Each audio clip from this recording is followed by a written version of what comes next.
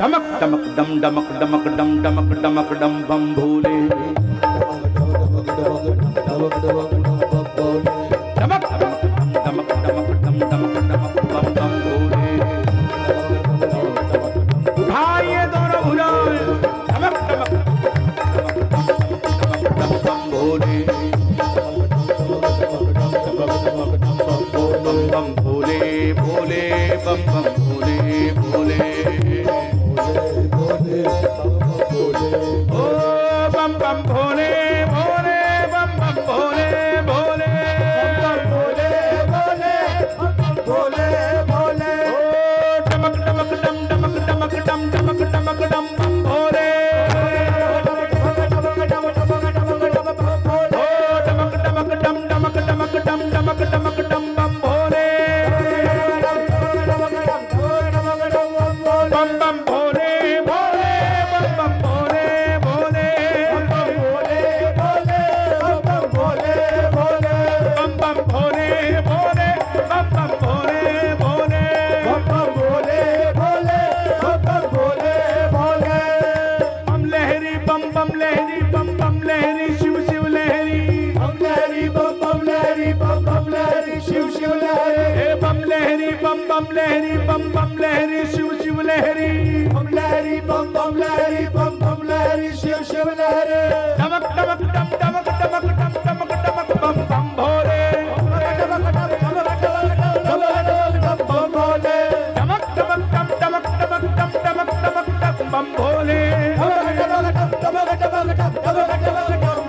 हरि ओम नमः शिवाय हरि ओम नमः शिवाय शिव ओम नमः शिवाय ओम नमः शिवाय शंभु ओम नमः शिवाय शंभु ओम नमः शिवाय शंभु ओम नमः शिवाय शंभु ओम नमः शिवाय हे डमक डमक डम डमक डमक डम डमक डमक डम बम भोले डमक डमक डम डमक डमक डम बम भोले डमक डमक डम डमक डमक डमक डम बम भोले डमक डमक डम डमक डम बम भोले बम बम भोले भोले बम बम भोले भोले बम बम भोले भोले बम बम भोले भोले बम बम भोले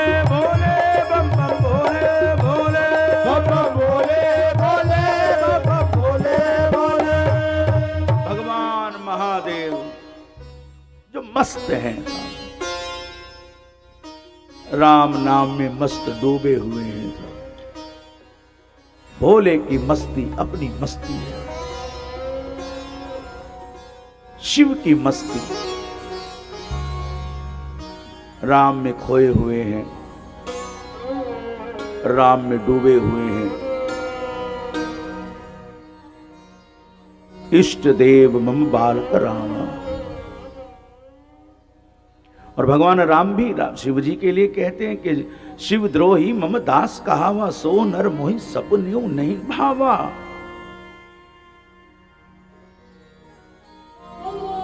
भगवान राम सेतु बंध रामेश्वरम की स्थापना करते हैं ऐसे महादेव दक्ष की एक कन्या सती महादेव से ब्याही हुई है और कथा कहती है कि एक दिन प्रजापतियों की सभा भगवान महादेव बैठे हुए हैं ब्रह्मा जी बैठे हैं और दक्ष का जब प्रवेश होता है तो उस समय महादेव तो बैठे हैं अपने ध्यान में उन्हें आभास ही नहीं हुआ कि दक्ष का प्रवेश हुआ है ब्रह्मा जी तो बैठे रहे क्योंकि उनके पुत्र हैं दक्ष और इधर शिव जी भी बैठे रहे बाकी पूरी सभा खड़े होकर के दक्ष की जय जयकार कर रही है अब देखिएगा इतने सब खड़े हुए हैं वो नजर नहीं आए लेकिन ये महादेव बैठे रह गए बस उन्हीं पर नजर पड़ गई मेरा तिरस्कार मुझे नजरअंदाज कर दिया बैर की गांठ बन गई और देखिए एक तरफा है, शिव जी के मन में है ही नहीं, उनको पता ही नहीं, एहसास नहीं, शिव भोले हैं।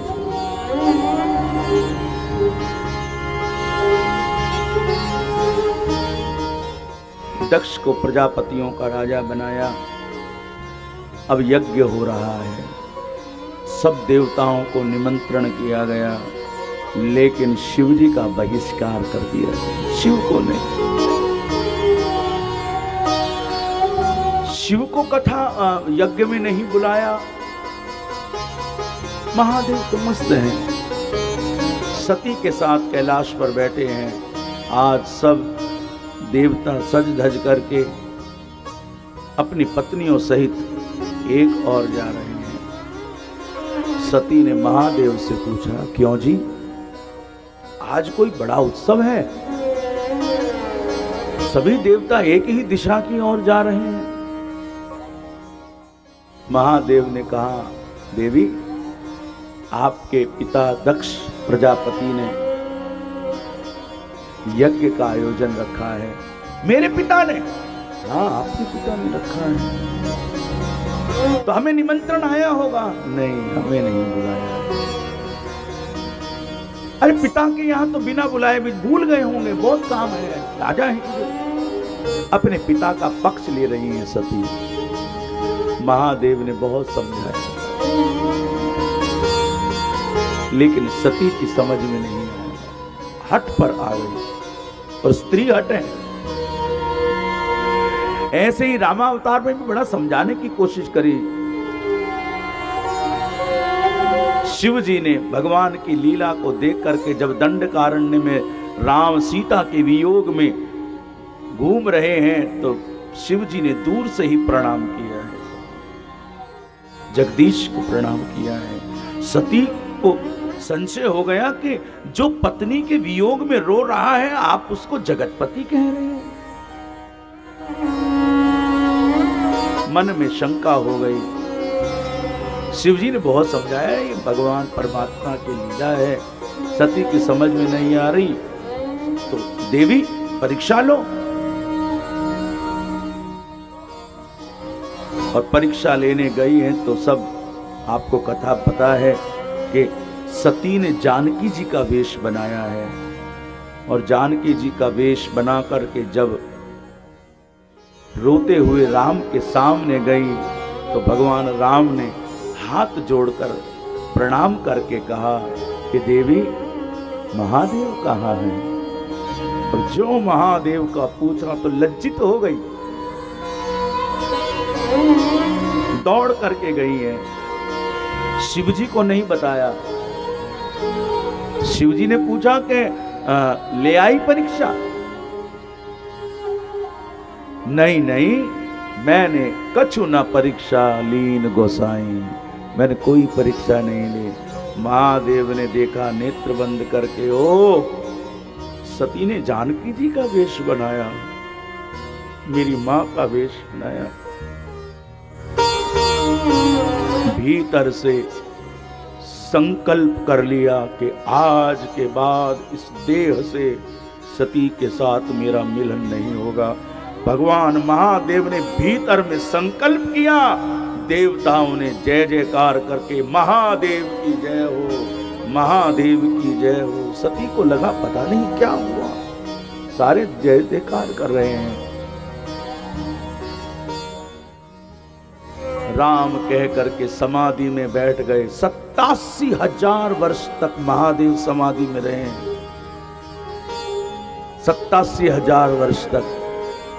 और जब उठे हैं तो राम राम शिव सुमरण लागे, जान्यो सती जगतपति जागे। जब राम राम कहा, सती समझ गई कि महादेव जाग गए हैं। और ये वियोग भीतर सती के इतने वर्षों तक पल रहा था, अपनी गलती का एहसास हो रहा था। अब महादेव जब समाधि से उठे तो महादेव भी महादेव हैं। सती को एहसास नहीं होने दिया कि मैंने भीतर से संकल्प किया है कि इस देह से अब तुम्हारे साथ मिलन नहीं होगा। लेकिन सती को आभास हो गया, और जब आभास हो गया तो बस आज मौके की तलाश में थी, हट करके बैठ गई। क्यों? क्योंकि जिस देह से शिव का मिलन ना हो ऐसी देह को जला देना चाहिए। ये सोच करके सती ने हट पकड़ ली कि मैं तो जाऊंगी। महादेव ने समझाया मत जाओ, वीरभद्र को भेजा ऐसा जाओ। और जब गई तो महादेव का स्थान न पा करके आग बबूला हो गई सती, और अपने पिता दक्ष को क्रोध भरे सुरों में कहा, मुझे आज लज्जा आती है आपकी पुत्री कहते हुए। और सुनो है दक्ष प्रजापति, विश्व का ऐसा कोई यज्ञ नहीं जो बिना महादेव के पूरा हो सके। सती ने घोषणा कर दी, कोई यज्ञ ऐसा नहीं जो बिना महादेव के पूरा हो सके। और उसी अग्नि कुंड के अंदर अपने देह को सती ने वहां छोड़ दिया, और हाहाकार मच गया दक्ष की सभा में। और वीरभद्र ने एक ही झटके में दक्ष की गर्दन को अलग कर दिया। बड़ा तांडव। ब्रह्मा जी ने देवताओं के साथ भगवान से प्रार्थना की है, और प्रेम देखिएगा शिव जी का।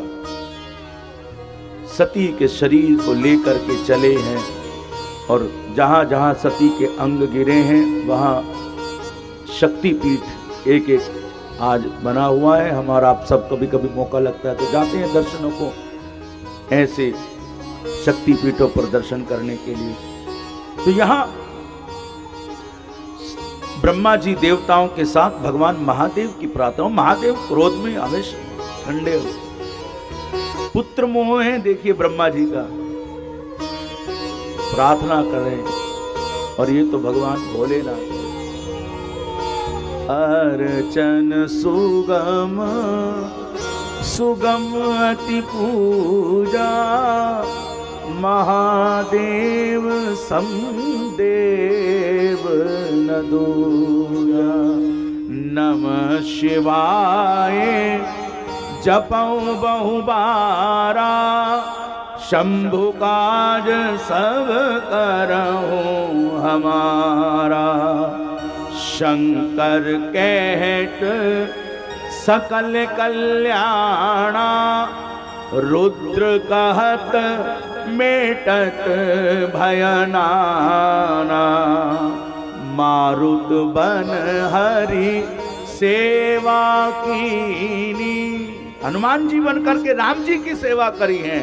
मारुत बन हरि सेवा कीनी, रामेश्वर बन सेवा लीनी। ऐसे महादेव साहब कल भी आपको कहा, ऐसे प्रेमी जो प्रेम में अपना स्वरूप बदल दे प्रेम के लिए साहब। ये है शिव जी की महिमा, अनंत आनंद महादेव की कृपा। आगे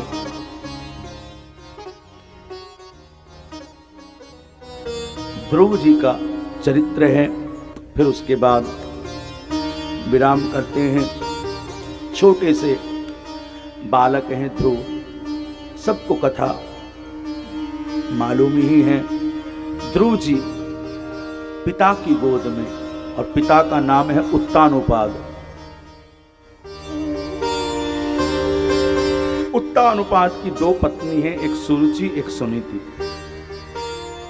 ध्रुव भरी सभा में पिता की गोद में बैठा तो मां सुरुचि ने हाथ पकड़ करके नीचे उतार दिया कि अगर पिता की गोद में बैठना है तो पहले मर और मेरे पेट से गर्भ से जन्म लेकर के फिर तू अधिकारी बन पिता की गोद में बैठने वाला। बालक को ऐसे अपशब्द सुनाए, बालक रोता रोता अपनी माँ सुनीति के पास आया है, सारा वृत्तांत सुनाया। माँ ने ध्रुव को समझाया, बेटा रोते नहीं है, क्यों रोना है, और सुनो, पिता की गोद में बैठना है। हाँ, ये तो तेरे नकली पिता हैं, असली पिता तो परमात्मा है। नारायण तेरे पिता हैं, असली पिता तो वो है, ये तो नकली पिता हैं। बालक के मन में भर दिया नारायण मिलेंगे कैसे? बोले तप करना पड़ेगा, तपस्या करनी पड़ेगी, तब जाकर के मिलेंगे। मां मैं तपस्या करूंगा।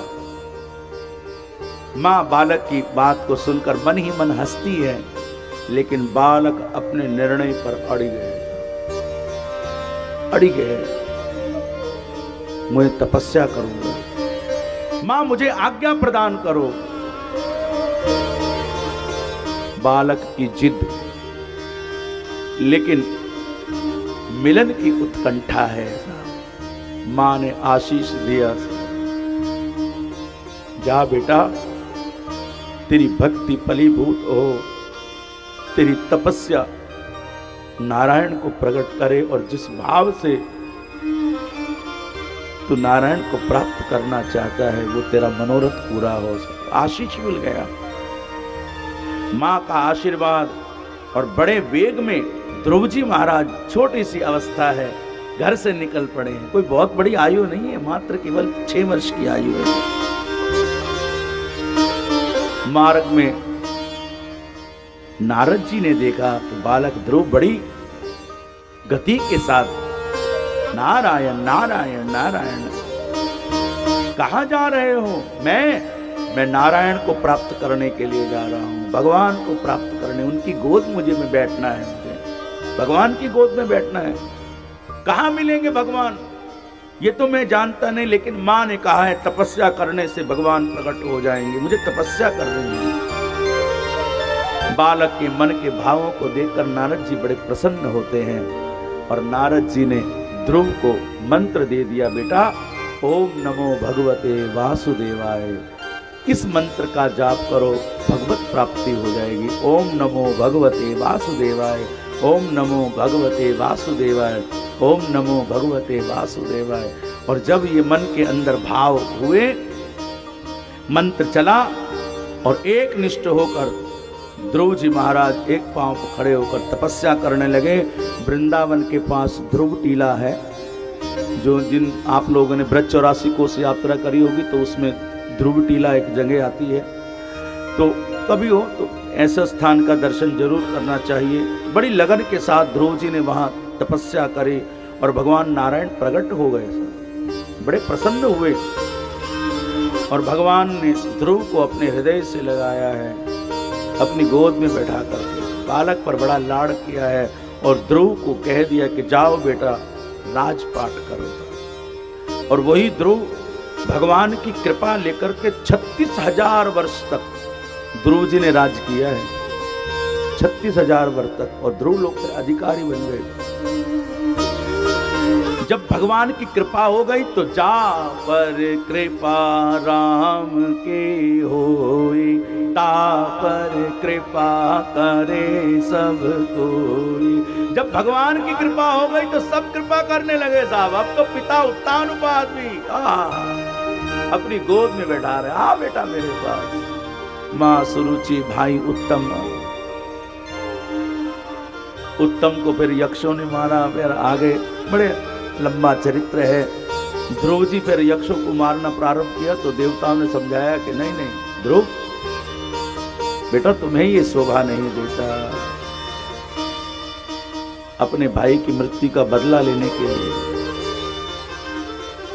सबकी बात मान करके ध्रुव जी ने बड़ा निश्चल राज किया है। भगवान की लगन लगी है, रोम रोम में भगवान बसे हुए हैं।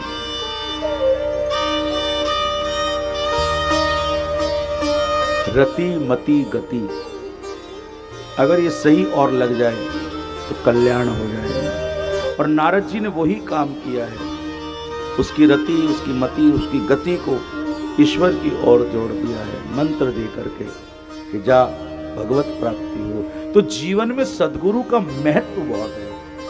नारद जी परम गुरु हैं, और नारद जी के चरित्र को आप देखेंगे तो कितनों का ही उद्धार किया है साहब, कितनों का।